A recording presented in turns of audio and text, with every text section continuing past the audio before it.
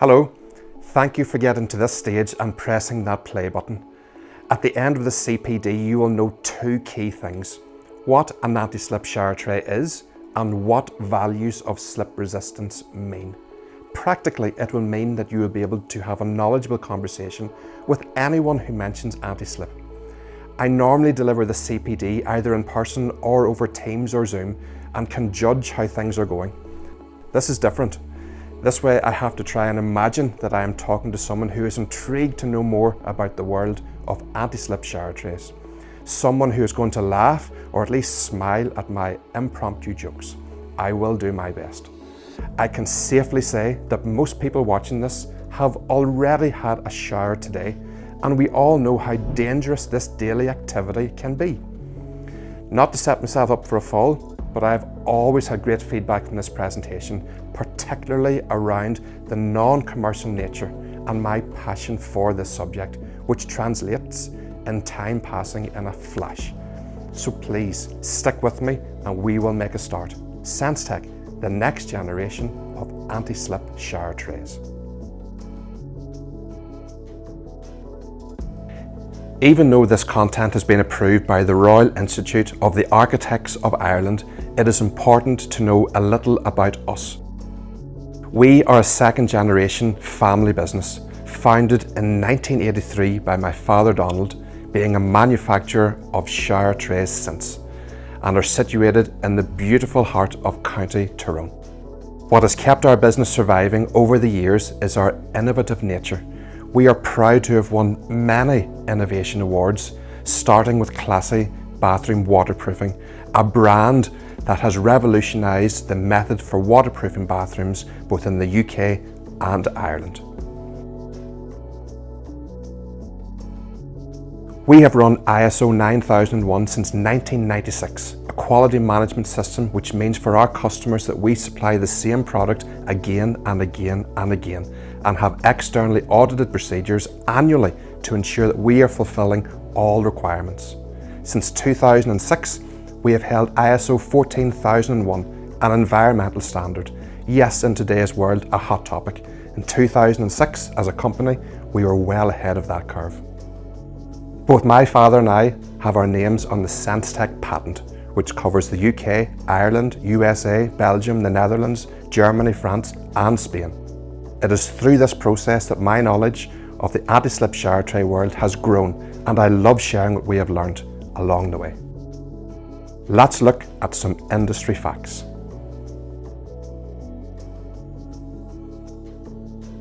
To sell any shower tray within Europe, they must be CE marked to EN 14527. Even if you are outside of Europe, you will still get value from the CPD. Many European products are making their way across the globe, so this knowledge transfer will prove invaluable. This standard itself can be crudely divided into two key parts: cleanability and durability. How easy is the shower tray to clean and how durable is it? Will it stand up to the weight of the person using it? And under this weight, will it allow water to get to the waste? It's quite basic. In fact, that basic that shower tray manufacturers CE mark their own product. No need for any external auditing. This is a good time to talk about cleanability and to use a real-world example of how cleanability and slip resistance are directly relatable. Try and imagine decking around a house or paving slabs on a path. When they are dry, they aren't slippery. When they are wet, they aren't necessarily slippery either. However, bring yourself to the start of spring when you can get a green growth on the surface. Now imagine a shower of rain. Now it is slippery. It is the contaminant on the surface that makes it slippery. The same for a shower tray. If the anti-slip shower tray gets dirty or you can't keep it clean, it will become slippery. So, a shower tray, wet, barefoot and soapy conditions, often with eyes closed, you would be expecting that a large proportion of the standard would be dedicated to slip resistance, anti-slip properties. I don't know how to break this, but it is not addressed.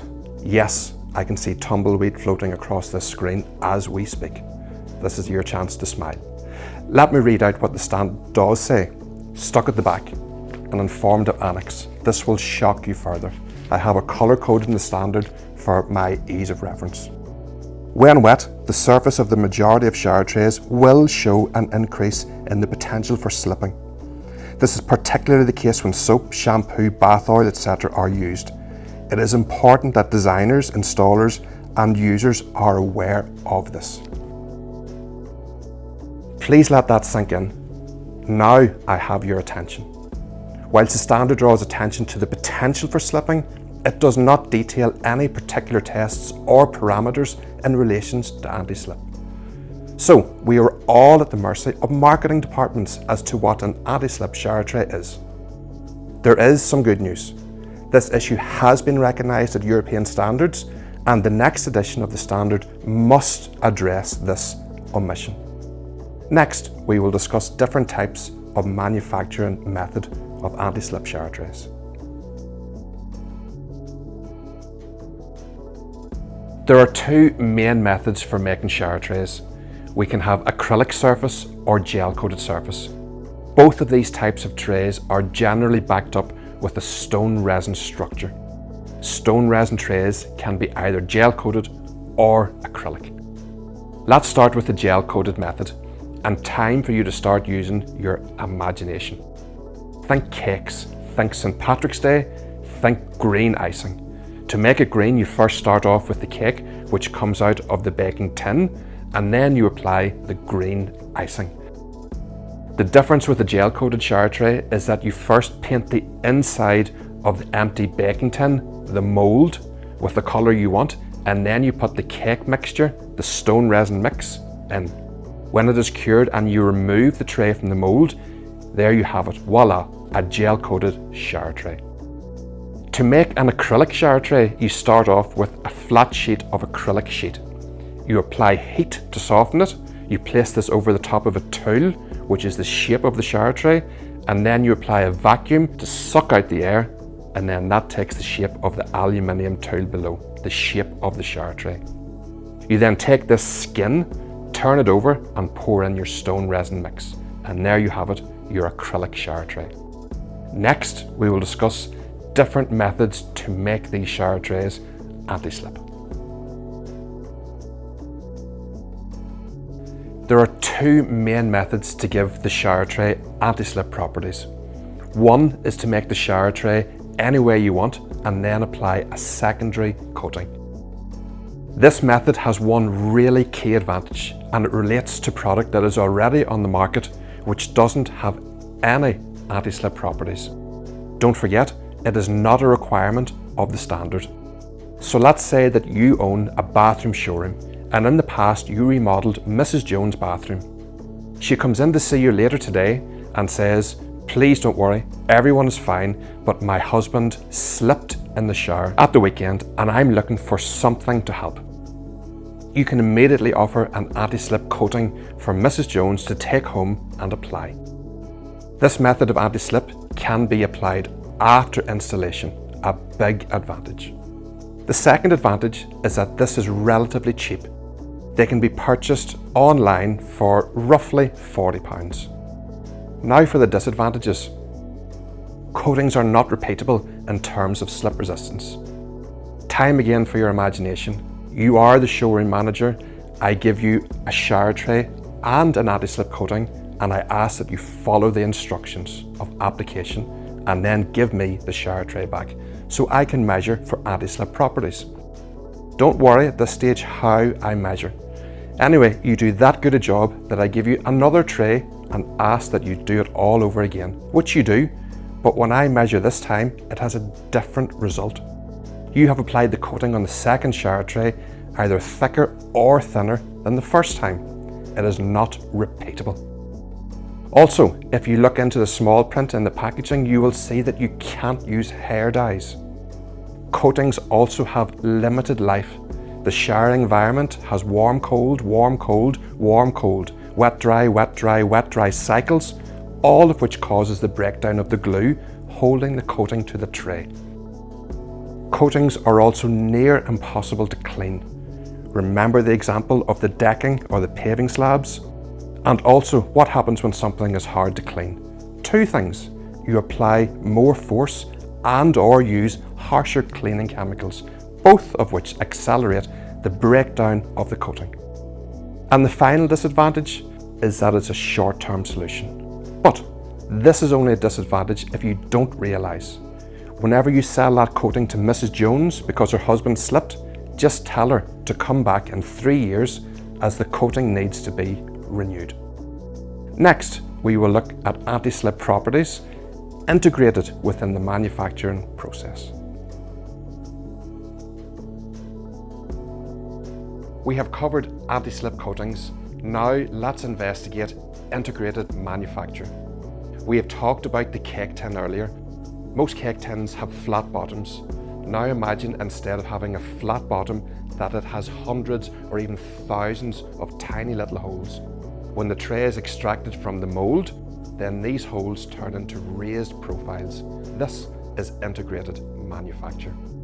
For the acrylic shower trays, they also now have a method of integrating anti-slip properties. One of the last operations at the acrylic sheet company is to send the sheet through a set of rollers, a bit like the Tom and Jerry cartoons where Tom will be sending Jerry through the mangle. It's the same kind of idea. Comes out flat as a pancake. The shower tray manufacturers have said that those rollers up to this point must be pristine, because any imperfections in the roller will transfer to the acrylic sheet, which in turn will transfer to the shower tray, an unsellable product. They must be pristine. Up until now, that is. Some rollers now have an integrated design, meaning that the acrylic sheet passing through has this impression or design impregnated. Best way for me to describe it, it looks like an orange peel effect. Integrated manufacture has many advantages. The first is that it's a long-term solution. The anti-slip properties are with that shower tray for the life of the shower tray.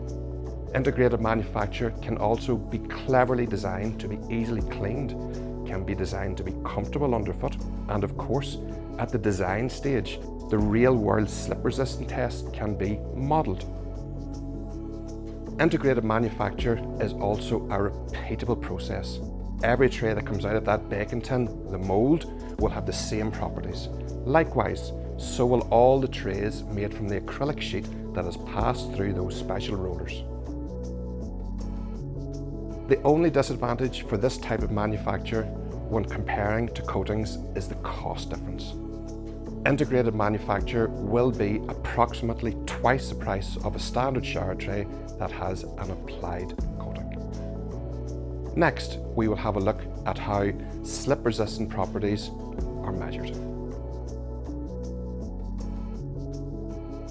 Most manufacturers in the UK and Ireland quote either the British standard pendulum test or the German ramp test, and some both. Let's start off with the German ramp test DIN 51097. This is a real world test. Real people, real bare feet, real soapy water, and people really do fall. Let me explain. You start off with the product on the horizontal. Someone then stands on the sample, and after first soaking their feet in the soapy water to be used for 10 minutes. The person then walks backwards and forwards to the beat of a metronome as the soapy water is continuously poured over the sample. The ramp is all the while being slowly inclined until the person slips and falls. 2 people do the test and each do it 4 times. The output from the ramp test is either an A, a B or a C. The best result, and get this, is a C, and that's achieved when the ramp gets to 24 degrees or above. Regardless if it's 24, 34, 44, it will be classification C. We have a video to show this, which was actually the first SENSTEC ramp test. And a spoiler alert, the person doing the testing does not fall. People, for whatever reason, get really disappointed when the video ends without seeing a fall. 2 things to look out for, please. Visualize yourself standing in the position of the person doing the test and look at the bottom left-hand corner. You will see a build-up of soap suds. The main point to remember is that C is better than A, and here is a table showing the angle of slope to obtain A, B or C category. The main advantage of the ramp test is that it is based on people with bare feet and soapy water. For a shower tray, this is how it is used. What better test? And if you can imagine showering in a tray that could be walked on at an angle of 24 degrees or above, how safe would you feel on the horizontal? It is very difficult to find a disadvantage to this test, but as this is the format of the CPD, I will try. You didn't see properly from the video, but the size of the apparatus is huge, so big that it remains stationary. If you want to test something, you must take the test piece to the machine. So for an already installed shower tray that needs to be tested as a result of an accident, this is not practical. Now for the bonus section, and I know this is all a bonus, so technically this is the bonus within the bonus. We are so close to our values DIN 51130 that they have to be discussed. Tiles sometimes have our values associated with them for slip resistance. You now know how this is measured. You have just watched the video. However, there are two main differences. The first, it's not a barefoot test. The person must wear a specially defined rubber boot. This image is lifted directly out of the German standard. Also, the liquid used is not soapy water, it is engine oil DW30.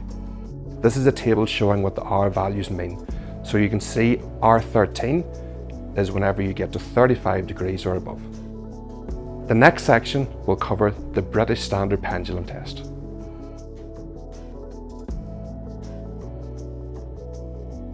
This section will cover the British Standard Pendulum Test BS 7976. The pendulum test is a swinging arm. It starts off at a fixed position. When released, it swings, strikes a surface, and the distance moved after the strike gives a measure of slip resistance. There will be a video shortly. Going back to the ramp, the output was an A, a B, or a C. In the case of the pendulum, the output is a numerical value called the PTV, pendulum test value, and it ranges from 0 to 150. The pendulum was originally designed in the USA in the 1940s, a design that has remained basically unchanged to this present day.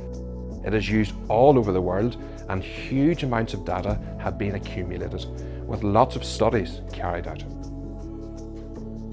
One body of work was carried out by the Building Research Establishment in the 1960s and is published in the BRE publication Floors and Flooring, which suggests that for an unencumbered, able-bodied working-age person, a PTV level of 36 or above represented an acceptably low risk of slipping when walking in a straight line. And that's the key word, walking. Remember 36 is the magic number. 36. 6 is 6 squared, 3 12s, half of 72. Whatever is an easy way for you to remember, I just remember it as 36. So let's delve into the standard, which can be divided into 3 parts. First part is how to manufacture the pendulum. There are many different brands, but in truth, they will be almost identical because the standard defines the main components. The second part defines how to calibrate the pendulum. From experience, if you can calibrate the pendulum within half an hour, you have got off lucky. And the third part defines how to record the results, done in a very formalised manner. So the upshot of this, if I were to send 3 identical tiles, one to Japan, one to Peru, one to Canada, they will all be measured in 3 different pendulums by 3 different people, but guess what? All the results will be returned the same. With all of this in mind, it is no wonder that it is both the UK's Health and Safety Executives and Ireland's Health and Safety Authority's default slip-resistant test method when measurements are required in the case of accidents. Here is a video. Please note a couple of things. When the pendulum is being used, you will see that measurements are taken in 3 orientations. Also, when the floor is being made wet, only water is used, no contaminant, in contrast to the German ramp test that uses soap solution. Now you have an idea of how the pendulum works. Remember 36? What does that mean? Go back to the ramp. 24 degrees of slope or above gives a classification of C. It doesn't matter how far you exceed 24, you will only get C. A PTV of 36 means you achieve a risk of slipping of 1 in a million. It doesn't matter if you get 37, 38, 39, 1 in a million is the best category. The UK Health and Safety Executive go a little bit further, stating the floor should achieve a PTV of 36 plus in their intended end use, including any contamination that would be present. So for a shower tray, that would include soap. The pendulum has some good advantages. Firstly, it is transportable. You can take the pendulum anywhere it needs to go. It is the only method of measurement described in British standards and is exceptionally reliable. The disadvantages are in relation to shower trays only. Firstly, you don't walk in a shower tray, and secondly, you have to measure in 3 orientations. The distance between the starting swing position and the end position is about 1.5 meters, so to measure in 3 orientations with a shower door or glass panel would not be possible. You could easily get a swing out through the open door, not 3 different orientations. So that is the pendulum covered. Next, we will talk about user experience. It is exceptionally easy to make a shower tray anti-slip, but, and it is a big but, it must be fit for purpose. A balance has to be struck between surface roughness and usability. You simply can't have a shower tray which ticks all the boxes for slip resistance but is not functional. Something to be aware of. This is an example of third-party feedback from the podiatry department of the University of Ulster. 88% found the surface to be comfortable to extremely comfortable. I was impressed how it provided grip as well as comfort. I found the shower tray comfortable and felt safe when walking on the spot and turning around. A little bit of digging on our website will show the full report where pages and pages and pages of this type of feedback are published. Next, we will talk about the link between cleaning and anti-slip properties.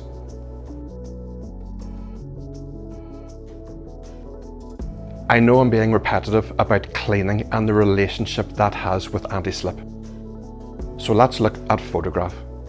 This appears to be a changing room and has undergone a deep clean on one side.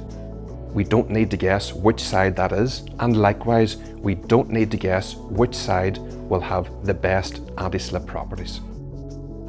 Here is also a model produced by the UK Health and Safety Executive, showing the relationship between cleanability and slip potential.